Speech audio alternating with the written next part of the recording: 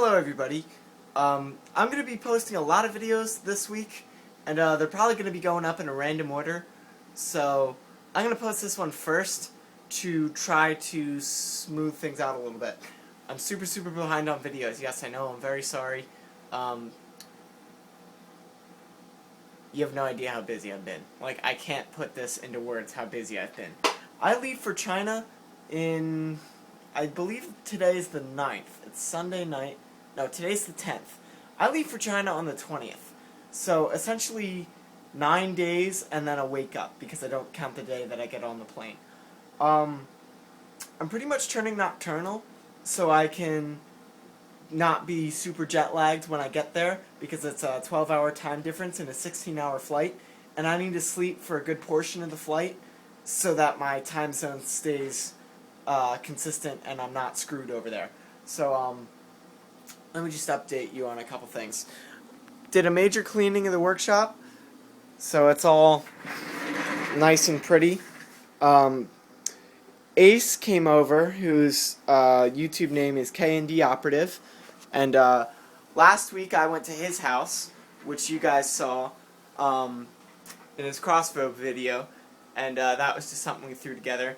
And then we went to a war he hosted, which was great, called Pennsylvania Foam Frenzy 2. And this last week, he came over to my house on Friday. We modded the whole day, and then we both went to Tepaw 3, which is another Nerf war in Mount Joy, Pennsylvania, which was a good bit of a drive, but we made it there. So I've been busy.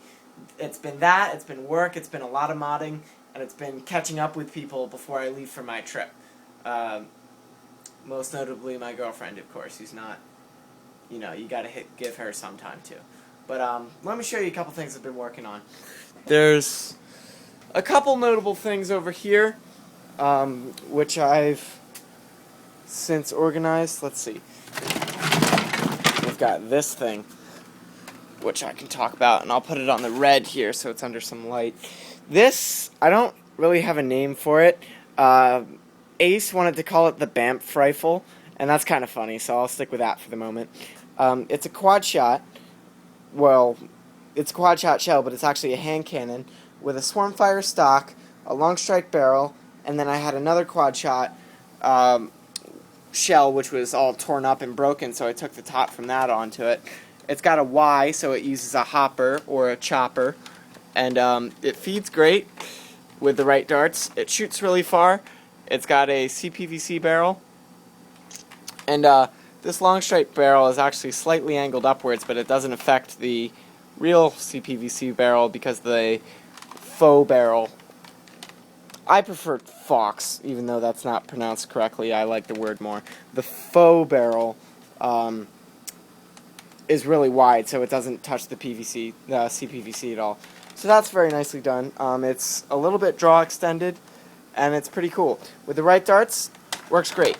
I used my Stampede Swarmfire a bunch this weekend, and it was freaking awesome. We play these rounds called 5-0. Normally rounds are 3:15, which is 3 lives, 15 seconds in between lives, but and then you get the 15-second respawn. But 5-0 is 5 lives and no respawns. So as fast as you can shoot someone is, you know, the better it gets. So I took out like 6 people because that thing holds 38 darts. I was super spam with it, and I took out like 6 people before I died. That's 30 shots, and it only holds 38, so I was super impressed with it. Then when I died, I handed it off to Ace. Then when he died, he handed it off to Hero. Then when Hero died, the game was pretty much over, so that blaster cycled the entire round, and our team just pwned, and it was amazing, which has spawned the birth of this blaster, which is an SMG version. SMG Nerf was the creator of this Stampede cutaway, I guess you could call it, and it's going to look pretty much like that, but the stock is going to go in the back there and get screwed in and be secure. It's going to be powered by this RC battery, which I currently have on charge, 2000 mAh, 9.6 volt, which gets bonded down here. I'm just going to glue it there and then have the ports external so I can still charge it. That's going to be really cool, working on the internals. This is a project that I'm just finishing up for a client. I want to get all my stuff finished up before China, and this is the R2M. I'm sure this guy's waiting on this project. All that needs to be done is get a new head for the plunger rod, because it's I bumped up to 1.5 diameter tubing instead of 1.25 for a better range and more volume to push, obviously. So that just needs the new plunger head, and that'll be done. This long shot's pretty much done. I'm buttoning it up right now, and tomorrow I'm going to have all this vinyl dyed and painted. You'll see another video on that, and I believe that's it. By the way, every modder needs one of these. Every single modder. I got this at Harbor Freight, and it's just this really nifty little spring pack, and great for catch springs, trigger springs, all sorts of different stuff. And I bought this long shot from somebody on Nerf Haven, and the spring that's used to advance the dart tooth was all bent up. Now, if you don't have another spring, you're kind of screwed at that point, which is why I'm super happy that I have this. So it's just really great for things you forget. You can get a smaller version of it from Home Depot, which is more like this. And I put it in this bin, obviously, but it comes with like 50 little spring assortments, whereas this comes with 200 from Harbor Freight, and this was like $4. So that's really cool. Also, highlight another thing I have up here, which is a little O-ring collection. Again, this was like $5 or $6. My dad actually bought this one, and I paid him for it, or maybe he gave it to me. I can't remember, but it just has small O-rings, but it's really great for a lot of projects, actually. Many uses out of that. So just small things like that makes modding much easier. And I filled like the majority of these with just useful things. So yeah. These are great too, by the way. Being organized is cool. It sucks to stay clean, but it makes you really efficient.